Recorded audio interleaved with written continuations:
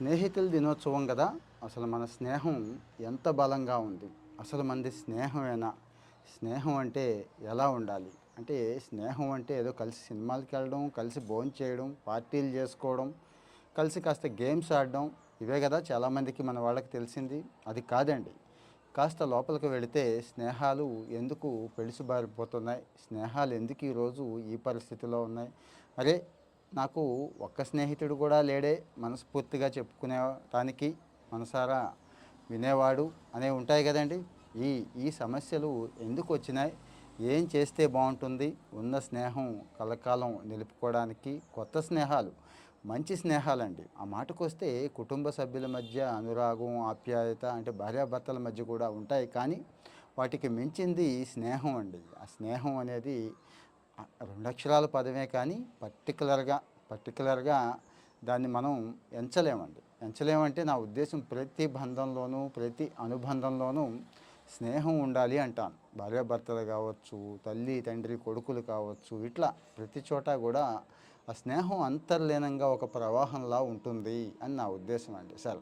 ఇక తల్లిని, తండ్రిని వగారంటే భగవంతుడిస్తాడు. బంధువుల్ని భగవంతుడిస్తాడు. స్నేహితులు మాత్రం మనమే ఎంచుకోవాలి. స్నేహితుల్ని మనమే కాపాడుకోవాలి. స్నేహితుల్ని అంటే మనమే వృద్ధిలోకి తేవాలి. వాళ్ళ ద్వారా మనం వృద్ధిలోకి రావాలి. మరి ఇక్కడ కొన్ని విషయాలు డిస్కస్ చేద్దాం.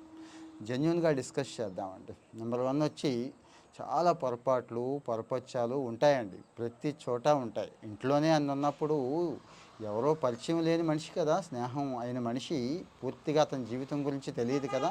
కొంత పరిచయం అయితే ఓకే. కానీ పొరపచ్చాలు రావడానికి చాలా ఎక్కువ అవకాశాలు ఉంటాయి గదా! అక్కడ ఏం చేయాలంటే సారీ చెప్పాలండి. వెంటనే చెప్పాలి. ఏం ఆలోచించొద్దు. ఒకవేళ అవతల వాళ్ళది తప్పున్నా కానీ ఆ విషయం మనకు తెలుసు, పాపం వాడికి తెలీదు. అయినా గానీ సారీ చెప్పడం ద్వారా వెంటనే సగానికి సగం ఆ నష్టం అనేది తగ్గిపోతుందండి. సగానికి సగం తగ్గిపోతుంది కాబట్టి రెండోది ఎప్పుడైతే సారీ చెప్పగలిగామో మెంటల్‌గా మనం గూడా ఫ్రీ అయిపోతామండి. చాలా ఫ్రీ అయిపోతాం. అవతల వాడు ఈరోజు కాకపోతే రేపైనా తెలుసుకుంటాడు. మన మన క్వాలిటీని గుర్తిస్తాడండి. మన నిజాయితీని గుర్తిస్తాడు కాబట్టి ఇదొకసారి చూసుకోండి. రెండోది సారీ చెప్పేస్తే సరిపోయిందా? చెప్పేయటం ఈజీ కొంతమందికి. యాక్సెప్ట్ చేయరండి. అంటే స్వీకరించరు.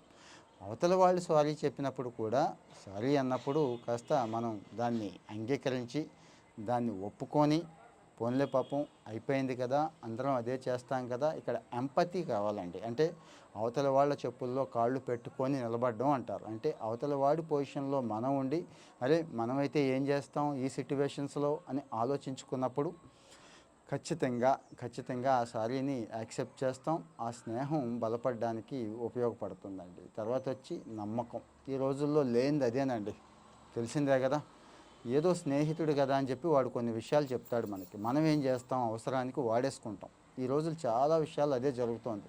లేతే అవతల వాడి దగ్గర డబ్బులు లాగడానికో, అవతల వాడి దగ్గర టైం గుంజడానికి చాలా ఉన్నాయి.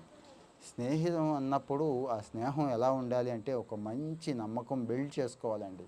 అవతల వాడు ఏం చెప్పినా అది మనతో ఎండ్ అయిపోవాలి. ఎక్కడా కూడా ఆ విషయాలు ఎత్తకూడదు. ఆ విషయాలు ఎక్కడా కూడా రాకూడదు. మరి నమ్మకం కలిగించుకోవడం అనేది చిన్న విషయం కాదు. కానీ ఒక్కసారి అవతల వాళ్ళు నమ్మారంటే ఎంత బలం అంటే అంత బలమైన స్నేహం ఉంటుంది. చాలా చాలా దృఢంగా ఉంటుందండి. ప్రపంచంలో గొప్ప స్నేహాలన్నీ కూడా ఒక స్నేహం అనే ఉంది. మిగిలిన రిలేషన్స్ కూడా నమ్మకం అనే పునాది మీద కట్టిన భవనాలు చెప్పొచ్చండి. మరి ఈ నమ్మకం అనే పునాది ఎంత స్ట్రాంగ్‌గా ఉంటే మీ భవనం, స్నేహం అనే బిల్డింగ్ అంత స్ట్రాంగ్‌గా ఉండటానికి అవకాశం ఉంటుందండి. ఇంక తర్వాత వచ్చి భరోసా. స్నేహంలో ఒక భరోసా ఇవ్వాలండి. ఎప్పుడు అన్నీ బాగున్నప్పుడు కాదు. కష్టాలు, కన్నీళ్ళు, ఇబ్బందులు ఉన్నప్పుడు అవతల వాళ్ళు ప్రతిసారి అడగరు మిమ్మల్ని. మనం కాస్త పట్టించుకుంటూ ఉంటే, వాళ్ళ వైపు చూస్తూ ఉంటే, కాస్త ఫోకస్ ఉంటే ఖచ్చితంగా మనకి తెలుస్తదండి.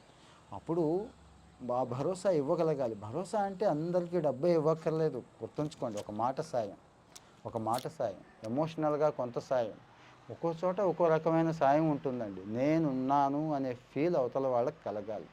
అవతల వాడు జెన్యూన్‌గా ఫీల్ అవ్వాలండి. యెస్, మనవాడు ఉన్నాడు, వాడికి చెప్పుకోవచ్చని. మనవాడు చూసుకుంటాడు అనే ఫీల్ వాడు నిజంగా ఫీల్ అయినప్పుడు, అంటే అది ఎప్పుడొస్తుంది? ఇందాకడ చెప్పాను చూడండి. నమ్మకం అని చెప్పి అది ఉన్నప్పుడు వస్తుందండి.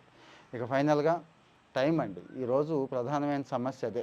ఎక్కడెక్కడో ఉంటాం, దూరంగా ఉంటాం, అందరం దగ్గర ఉండం. కానీ టైం ఇచ్చుకోవచ్చు. ఒక 5 నిమిషాలైనా ఇచ్చుకోవచ్చు. ఇక వాట్సాప్ దగ్గర నుంచి, ఫేస్‌బుక్ దగ్గర నుంచి సోషల్ మీడియాలో ఇచ్చుకోవచ్చు మన ఫ్రెండ్స్‌కి. డైరెక్ట్‌గా కాల్ చేసి ఒక 5, 10 నిమిషాలు మాట్లాడొచ్చండి. ఎందుకు అంటే మన కోసం గూడా. అవతల వాళ్ళ కోసం మాత్రమే గాదు ఇది. మన కోసం గూడా. ఆ టైం ఇచ్చుకోవడం అనేది మన ఎమోషనల్ ఇంటెలిజెన్స్‌ని ఇంప్రూవ్ చేస్తుంది. ఎమోషనల్ బ్యాలెన్స్‌ని ఇంప్రూవ్ చేస్తోంది. ఆ టైం ఇవ్వడం ద్వారా మనకు కూడా ఒక మంచి కాలక్షేపం. తెలిసిందే గదా! ఈరోజు మనిషి దూరం అయిపోతున్నాడండి. ఎప్పుడైతే గ్యాడ్జెట్ వచ్చేసిందో, ఎప్పుడైతే సెల్ ఫోను, ట్యాబ్స్ వచ్చేసినాయో మనం దానికే అతుక్కుపోయాం గానీ, మనుషులకి ఉన్న అటాచ్‌మెంట్‌ని పెంచుకోవడం మానేసి తగ్గించేసుకుంటున్నాం. రోజు రోజుకి తగ్గించేసుకొని అసలు టైమే ఇవ్వని పరిస్థితి. ఇంట్లో ఉన్న వాళ్ళకే టైం ఇవ్వని పరిస్థితి వచ్చేసింది కదా! సో, మరి పర్టిక్యులర్ ఒక టైం పెట్టుకోవడం, టైం ఇవ్వటం, ఇంకా చిన్న చిన్న వాట్సాప్ గ్రూప్స్ దగ్గర నుంచి ఇద్దరు ముగ్గురు కలిపి ఒక గ్రూప్ క్రియేట్ చేసుకోవడం, కొన్ని పనులకి క్రియేట్ చేసుకోవడం, అలాగే కొన్ని ప్రదేశాలు చక్కగా ముగ్గురు, నలుగురు, ఇద్దరు స్నేహితులు కలిసి విజిట్ చేయటం, కొన్ని యాక్టివిటీసు చేపట్టడం, కొన్ని అభిప్రాయాలు పంచుకోవడం, ఇవన్నీ టైం ఇవ్వడం కిందే వస్తాయండి.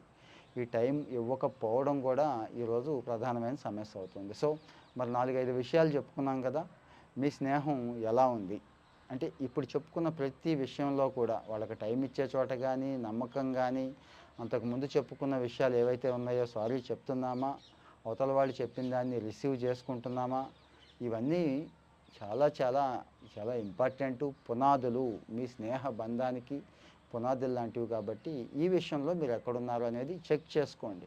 రోజు అంటే ఎలాగో చెక్ చేసుకోం. ఈరోజు ఎలాగో స్నేహితుల దినోత్సవం కదా! ఈరోజు చెక్ చేసుకోవచ్చండి. ఆ మాత్రం టైం ఇవ్వచ్చు. స్నేహితుడికి ఎలాగో ఇస్తున్నామో లేదో నాకు తెలీదు.